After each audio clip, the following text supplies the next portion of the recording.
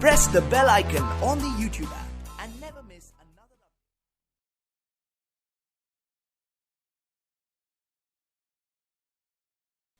Hi guys, this is यजी from Buddhaji academy 70। Today I will teach you use of there दोस्तों। तो आज के इस वीडियो लेक्चर में हम दोस्तों देयर का यूज को सीखेंगे। दोस्तों देयर का यूज कहाँ किया जाता है दोस्तों, ये हम इस वीडियो में जानेंगे। तो उससे पहले आप सभी से एक रिक्वेस्ट है दोस्तों कि अगर आप लोग हमारे चैनल पर पहली बार आए हैं तो हमारे चैनल को सब्सक्राइब कर लीजिए, साथ में बेल आइकन को भी प्रेस कर दीजिएगा ताकि हमारे आने वाले वीडियो के नए अपडेट सबसे पहले आप सभी तक पहुंच जाए दोस्तों। तो दोस्तों चलिए लेसन स्टार्ट करते हैं। अगर वीडियो अच्छा लगे तो इसे लाइक भी करिएगा दोस्तों और वीडियो को एंड तक देखिए ताकि आप लोगों को अच्छी तरह से समझ में आए। तो दोस्तों चलिए वीडियो स्टार्ट करते हैं।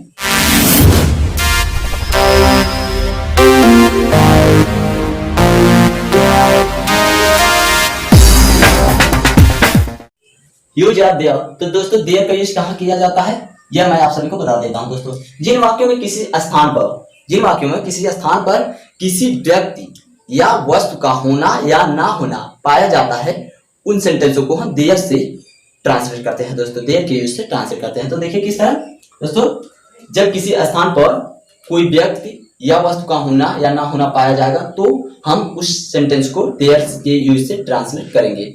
यह होगा हमारा कंसेप्ट किया। तो दोस्तों व्यक्ति का होना या ना होना यह किस तरह का सेंटेंस होगा, देखिए दोस्तों। एक जंगल में एक शेर था, तो जंगल में शेर था यानी कि वहां पर है या नहीं है, तो ऐसे होगा एक जंगल में एक शेर नहीं था। तो चलिए अब हम स्ट्रक्चर देख लेते हैं। स्ट्रक्चर किस तरह का होगा, हमारा सेंटेंस का स्ट्रक्चर किस तरह का होगा, रूपरेखा किस तरह का होगा दोस्तों। तो देखिए सबसे पहले हम देयर का यूज करेंगे। देयर के बाद वर्ब टू बी का यूज करेंगे। टू बी का मतलब होता है दोस्तों हमारे जो लिंकिंग वर्ब है, इज एमआर वाज वर्ब, ये हमारे टू बी वर्ब है। लास्ट में हम कॉम्प्लीमेंट को लिखेंगे। तो दोस्तों इसी तरह हम सेंटेंस को ट्रांसलेट करेंगे। तो एग्जांपल नंबर फर्स्ट देखते हैं दोस्तों, look here. Example number first, एक जंगल में एक शेर था, तो there lived a lion in a forest. अब इसी को अगर हमें नेगेटिव में ट्रांसलेट करना रहेगा तो हम इसे क्या करेंगे दोस्तों, जो हमारे टू बी वर्ब है, लिंकिंग वर्ब है, उसके बाद हम नॉट का यूज करेंगे। ठीक है। तो दोस्तों देखिए there was not live a lion in a forest, ये होगा हमारा नेगेटिव सेंटेंस। अब हम इसे इंटरोगेटिव सेंटेंस में ट्रांसलेट करेंगे। तो क्या करेंगे दोस्तों, हम वाज के बजाय हम पास्ट इंडेफिनिट के हेल्पिंग वर्ब का यूज करेंगे। आप चाहें तो वाज का भी यूज यहां कर सकते हैं, was there live a lion in a forest, but हम इसे पास्ट इंडेफिनिट के हेल्पिंग वर्ब की सहायता से ट्रांसलेट करेंगे। तो देखिए किस तरह, did there live a lion in a forest, last में क्वेश्चन मार्क लगा देंगे। ये होगा हमारा सेंटेंस नंबर फर्स्ट क्लियर। तो दोस्तों अब हम एग्जाम्पल नंबर सेकंड को देखते हैं दोस्तों। एग्जाम्पल नंबर सेकंड क्या है दोस्तों, कक्षा में 50 छात्र हैं, तो यहाँ पर छात्रों का होना पाया जा रहा है दोस्तों। तो देखिए क्या करेंगे, अब हम इसे देयर से ही ट्रांसलेट करेंगे। तो देखिए there are 50 student in the class, कक्षा में 50 छात्र हैं। अब एग्जाम्पल नंबर थर्ड देखेंगे। एग्जाम्पल नंबर थर्ड में क्या है दोस्तों, क्या कक्षा में कोई लड़का नहीं है, क्या कक्षा में कोई लड़का नहीं है दोस्तों। तो ये हमारा इंटरोगेटिव सेंटेंस है। इंटरोगेटिव सेंटेंस को ट्रांसलेट करने के लिए हम क्या करेंगे, ये हमारा हेल्पिंग प्रोसेस में होने वाला इंटरोगेटिव सेंटेंस है, क्योंकि क्या सब सबसे पहले दिया हुआ है। तो दोस्तों हम हेल्पिंग वर्ब को यानी कि टू बी वर्ब को सबसे फर्स्ट में लिखेंगे, उसके बाद हम देयर का यूज करेंगे जिस तरह हमने नोट में लिखा हुआ है। नोट में हमने क्या लिखा हुआ है दोस्तों, इंटरोगेटिव सेंटेंस में टू बी वर्ब को देयर के पहले लिखेंगे। तो हम देयर के पहले टू बी वर्ब या हेल्पिंग वर्ब को लिखेंगे। तो दोस्तों अब हम इसे ट्रांसलेट करते हैं। क्या कक्षा में कोई लड़का नहीं है, तो is there no boy in the class, last में क्वेश्चन मार्क लगाएंगे because this is my interrogative sentence. तो एग्जांपल नंबर 4 देखते हैं। एग्जांपल नंबर 4 में क्या है दोस्तों, क्या खिलाड़ी मैदान में थे। यह हमारा पास्ट का हेल्पिंग वर्ब से स्टार्टिंग वाले इंटरोगेटिव सेंटेंस है। इंटरोगेटिव सेंटेंस को ट्रांसलेट करने में हम क्या करेंगे दोस्तों, यही रूल हम फॉलो करेंगे, यही नोट को हम फॉलो करेंगे कि हम देयर से पहले टू बी वर्ब को लिखेंगे या लिंकिंग वर्ब को लिखेंगे या हेल्पिंग वर्ब को लिखेंगे। तो देखिए क्या खिलाड़ी मैदान में थे, तो were there players in the field, last में क्वेश्चन मार्क लगा देंगे और हमारा सेंटेंस पूरी तरह से कंप्लीट हो जाएगा दोस्तों। अब हम चलते हैं एग्जाम्पल नंबर 5। एग्जाम्पल नंबर 5 में क्या है दोस्तों, हमारा एक बार एक निर्दयी राजा था, एक बार एक निर्दयी राजा था। इस तरह के सेंटेंस अक्सर स्टोरी क्रिएशन में आते हैं दोस्तों, उसे भी हम स्टोरी क्रिएशन में आप सभी को बताएंगे। तो चलिए दोस्तों इसे ट्रांसलेट करते हैं। तो once there was a cruel king, एक बार एक निर्दयी राजा था। अब दोस्तों यहाँ पर क्या शो कर रहा है हमारा कि वहां पर व्यक्ति का होना पाया जाता है, यानी राजा का होना पाया जाता था।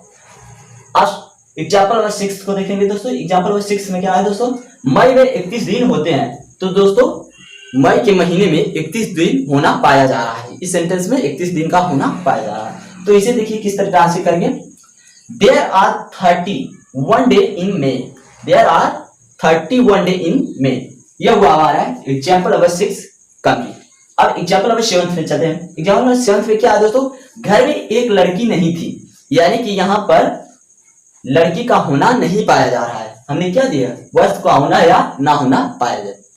तो यहाँ लड़की का होना नहीं पाया जा रहा है, तो हम क्या करेंगे, इसे भी हम देयर के यूज से ही ट्रांसलेट करके बस हम वाज के बाद यानी कि हेल्पिंग वर्ब या लिंकिंग वर्ब के बाद क्या करेंगे, नो, नोबडी या नॉट का यूज करेंगे सेंटेंस के अनुसार। तो हम यहाँ नॉट का यूज करेंगे। तो देखिए there was not a girl in the house, यह हुआ हमारा example number 7 complete. Example number 8 पे ध्यान देते हैं दोस्तों। मालवा में एक राजा था, मालवा में एक राजा था दोस्तों। तो मालवा में राजा का होना क्या हो रहा है, पाया जा रहा है। तो हम इसे किस तरह ट्रांसलेट करेंगे, देयर से।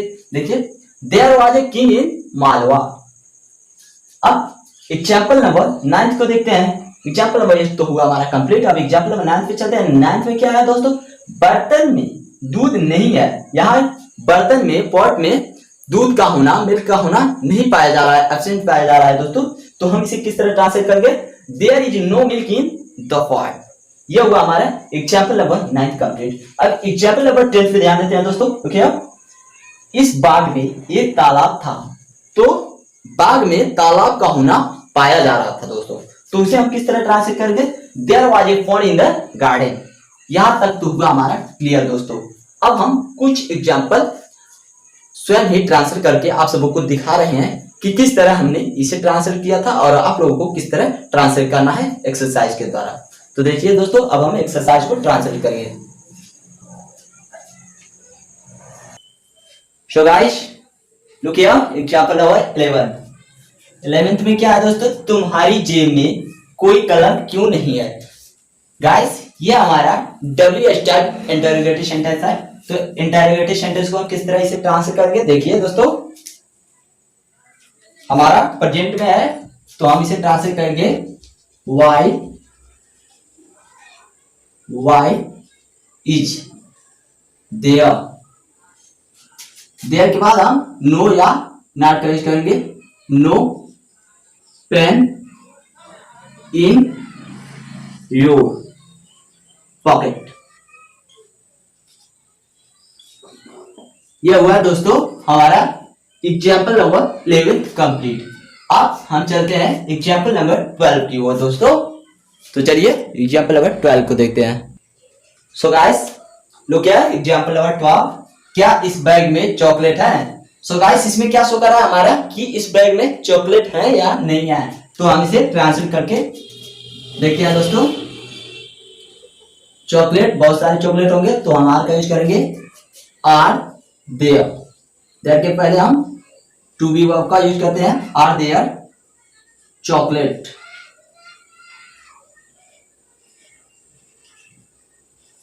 Are there chocolates in this bag, इस बैग में।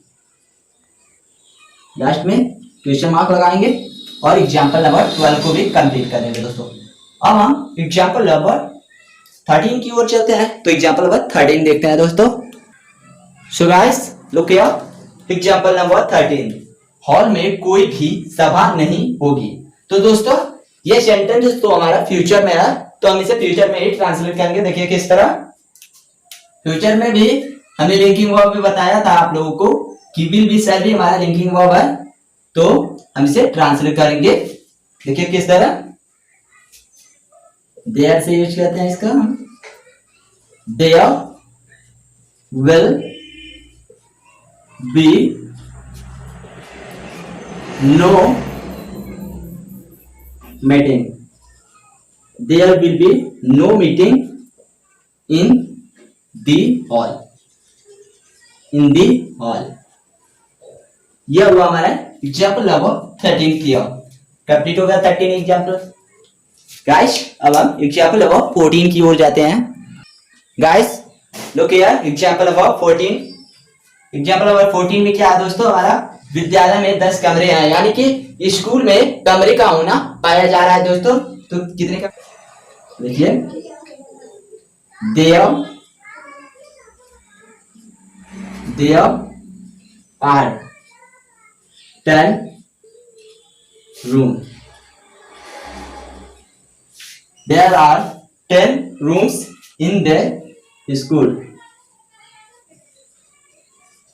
इन द स्कूल। यह हुआ हमारा एग्जाम्पल नंबर 14 कंप्लीट दोस्तों। तो दोस्तों ये थे हमारे एक्सरसाइज जिन्हें हमने आप सभी को ट्रांसलेट करके अभी दिखाया दोस्तों। तो उम्मीद करता हूं आप सभी को ये टॉपिक समझ में आया होगा और आसानी से आप लोग भी इसे ट्रांसलेट कर सकते हैं दोस्तों। तो चलिए आज के लिए बस इतना ही। Good bye. कल के वीडियो में फिर मिलेंगे एक नए टॉपिक के साथ दोस्तों।